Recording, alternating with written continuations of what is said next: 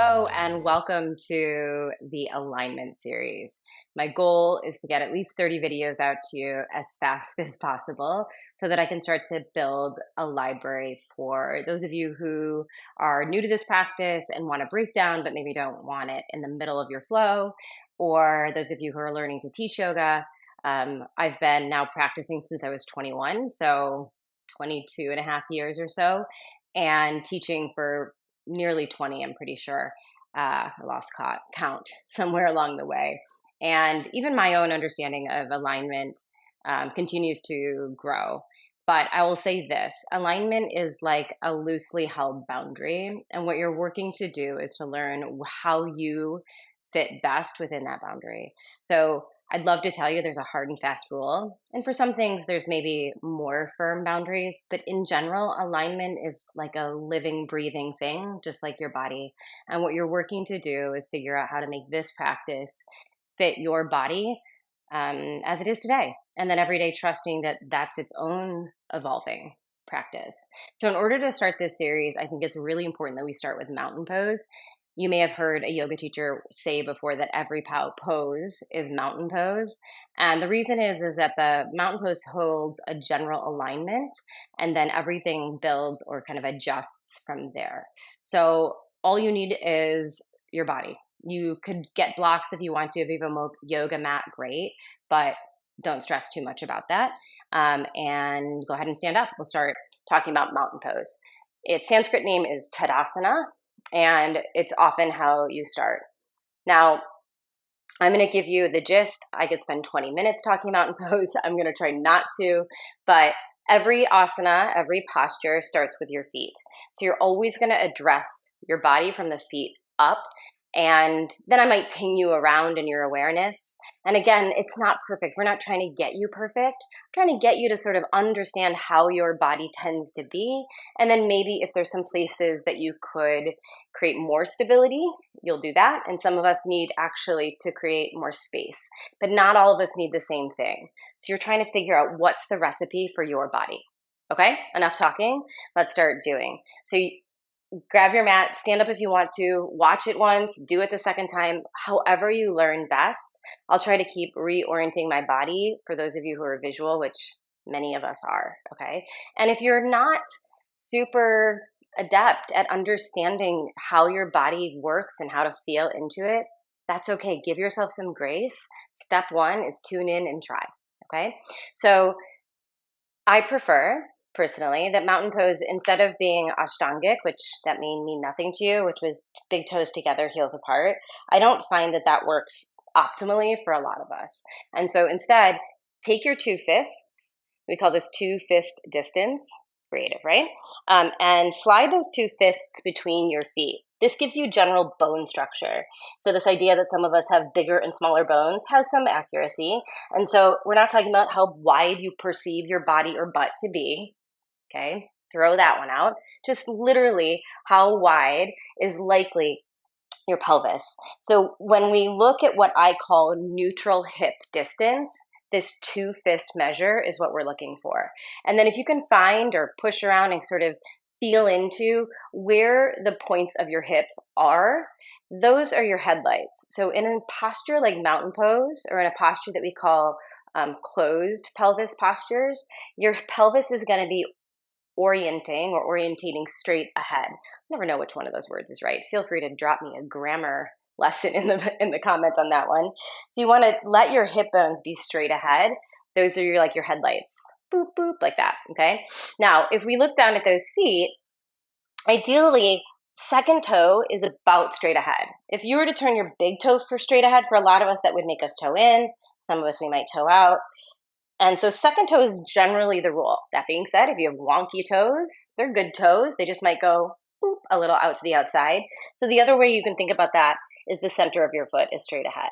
Now, do we need to get finicky? No. And here's the other truth. Here's the problem. I can't teach it one way anymore. I used to, I can't anymore. If your general orientation is here, right? Then when I ask you to turn your feet straight ahead, that might feel like crazy. And you might find that your upper leg bones turn in. That's not ideal either. So if you really have a strong orientation of external with your feet, then I don't want you to go from A to Z. I want you to go from maybe A to, I don't know, what's halfway through the alphabet? L? I have no idea.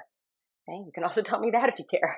Okay, so then once you get our feet reasonably straight ahead, and what you're looking for is that your hips, the center of your knees, and the center of your foot is about straight ahead, and at minimum that they're trying to go the same way. Okay, so that there's not a disagreement between these body parts. Now lift and spread your toes. I always think like you have a pedicure thing jammed up in there. And what you want to feel when you do that is the mound of the big toe right here, the outside edge, and then the either side of the heel. Lots of us either roll in or I rolled out. Lots of us roll out.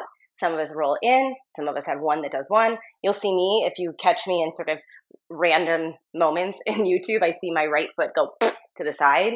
So just check yourself and then kind of wiggle around on your feet with a bent knee and see what it feels like to get yourself into what feels neutral. So you're not forward, you're not back. Okay, now the other key about how pressure goes into your feet is you need to pay attention to your knees, right? So I think of it like scaffolding, and we're trying to even out the scaffolding the whole way up. So if my knees lock back, so if you're a hyperextender, for some of us, I can't even pretend to do half the postures a lot of us have, but some of us lock back here and then we go sway back like this. Some of us are just so tight hamstrings that the butt scoops, the legs lock back. I can't pretend to do these. So just, I've got one orientation, but you get the gist. Some of us hang forward on our hip flexors. Now, all of this is just information. This is not judgment. No judgment in this space. You're just starting to learn to know yourself. The reason we don't want to lock back is one, it puts pressure at the back of the knees. And two, later in the postures, it won't let you lengthen through the hamstring. It also will kind of lock up the whole body. It's like fixing the scaffolding in one place. So I like to say that the knees are wiggleable. Like literally I can unlock them. So if hyperextension is back, locked this way, I want you to just get to the place where they just go boop, unclick. Some of us get real type A about it and we get too bent in the knees. So if we're taking those lines of energy, the ideal here is ankle, center of knee, center of hip. Okay. I think of it like Pinocchio, where his joints were. We're trying to line those joints up generally. So you just want to notice what's your tendency. A lot of us also kind of do one of these guys. We dump on one leg or the other. And so if you want to get an understanding of yourself, try to pay attention to when you're in a relaxed state or when you're waiting in a long line, and just notice, how do you tend to hold yourself, right? There's all kinds of ways we can do that. Okay, so we got our feet. 2 fist distance, lift and spreaded. We're trying to get the arches to kind of lift, and you're trying not to go this way or this way. We've micro bent the knees. Now we can get real finicky. People say hug the shins to the midline. Sure, hug the shins to the midline. It's like they're pushing in. But check in that then your knees don't fall into center, right? So there's this general energy of drawing together, like you're hugging a block maybe between your thighs. The problem for me is that for some of us, we got taught a lot of internal rotation. So all this toeing in. And then if your body is more similarly built to mine, where I have a smaller waist and a wider hip, so those of us in female bodies and or simply just built this more hourglass or pear shape, you're going to find that it's probably even easier for you to rotate your knees in too much. And so I like to say, if your knees are eyeballs, we don't want our knees to be cross-eyed. We don't want them to be wall-eyed. We're trying to put those knees on straight. And then everything comes with a ish, okay? Not completely, don't stress. You're not here to get rigid. You're here to move your awareness around your body. Check in, look for patterns, right? We do it in the body so that we can do it all the other places, that we can see the grooves you carry, the neuroplasticity, the ways that we're stuck, the ways we're working to break free. Yeah? Okay, so see, I hyperextend too. So unlock the knees. Shins, sure, they can hug in, but if that's like mind bending to you, don't stress about it. Okay, then do we want a little internal rotation? Sure. So if you can see, right, some people put a block here. I don't remember where I put my blocks. They're not in reach, so we'll just let that go. Some of us pull a block here, and what happens is you'll hear people tell you to move your inner thighs up, back, and apart. But then often what happens is they get stuck here, or they'll tell you after that to root your tailbone. And then the butt gets stuck under and we get real grippy in the hip flexors. Because if you overdo, so take your hands to your pelvis, okay, forget the inner thighs for a second, and rock the pelvis back. I call this twerking, right? And then go under. So notice where it feels more obvious for your body to hang out. tucked under with a grippy booty, or splayed out with probably a relatively relaxed booty. But, you know, it can go any which way. We're all built differently. And what we're looking for here is that if you were to go internal rotation, so if you were to exaggerate that internal rotation, the thighs going this way, the butt's going to stick out and you're going to get like a flared booty here. Okay. And then people said tuck the tailbone, like I said. But what happened is then we got really jammed up. Poke yourself right here when you tuck under hard. And what you'll likely feel here, where like the muscle hip meets the hip, is that there's like cable cords. So if you were to march here, you'd feel those cables. Those are already tight for 90% of Western bodies. We sit too much, we run and we lift our legs, do a lot of things. And also we hold tension, stress in this part of the body. Okay, man, this video is going to be longer than I thought, but that's okay. I'm going to give you all the stuff and then everything else will build. Okay, so booty back, soft knees, butt flares. Okay, this is called anterior tilt of the pelvis. Go the other way, posterior tilt of the pelvis, tucking under. This is like dog got into the garbage can. This is like what we used to call a gymnast booty, like if you're landing your round off, right?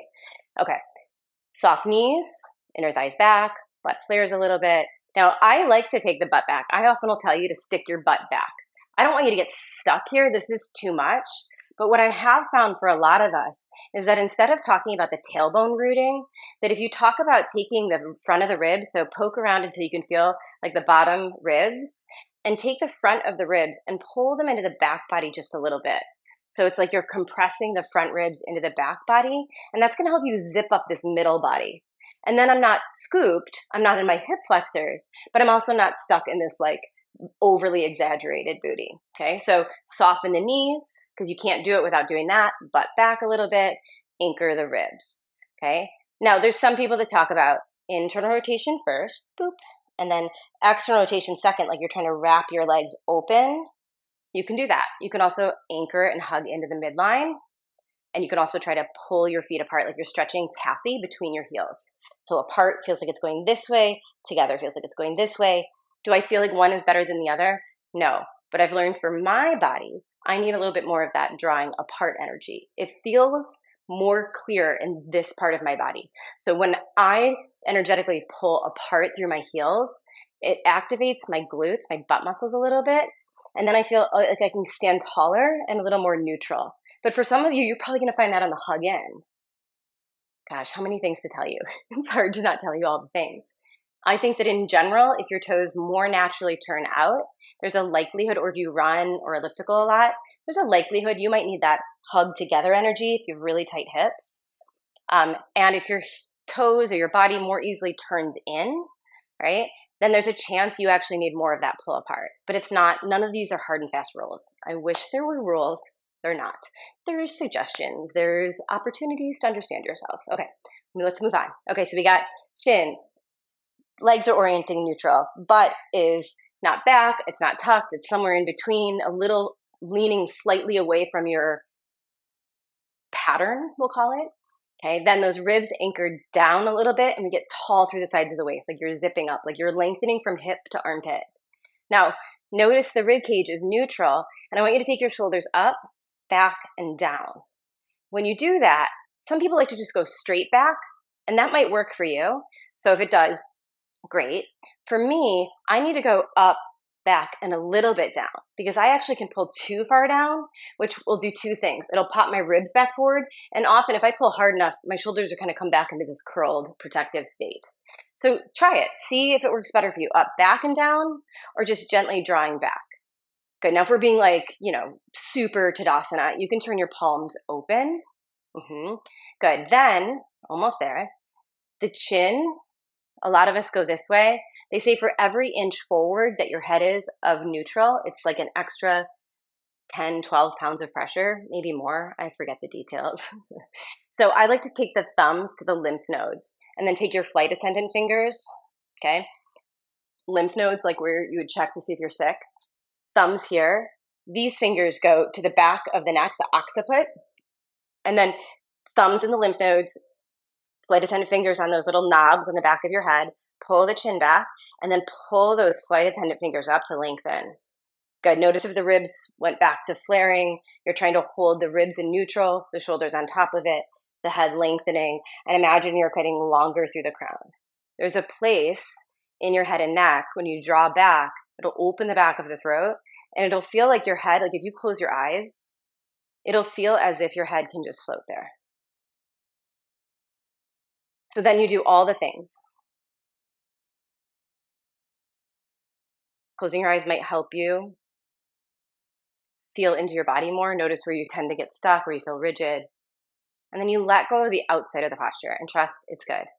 I don't want you to mind F yourself through asana and alignment. It's just understanding, growing your understanding of self. Good. I like to really press down through the heels, stand tall. I call it doctor's office tall. I'm not very tall. So I imagine that trying to get taller at the doctor's office and like root down. Good. Nothing should feel grippy. It should feel reasonably stacked for your body. Okay, there you have it. You did it. Tadasana. Everything built on top of this. So check out this series. It's going to grow. Throw requests into the comments. I want to get to all the major players, but also I'm totally willing to go into arm balances and inversions and all the things. Let me know what's useful for you. Let me know how you're using this information. Let me know if you have questions. This is a growing body of understanding for yourself, pun intended. Okay, good work. I'll see you next time. Down dog is up next. I don't know what this was. Okay, bye.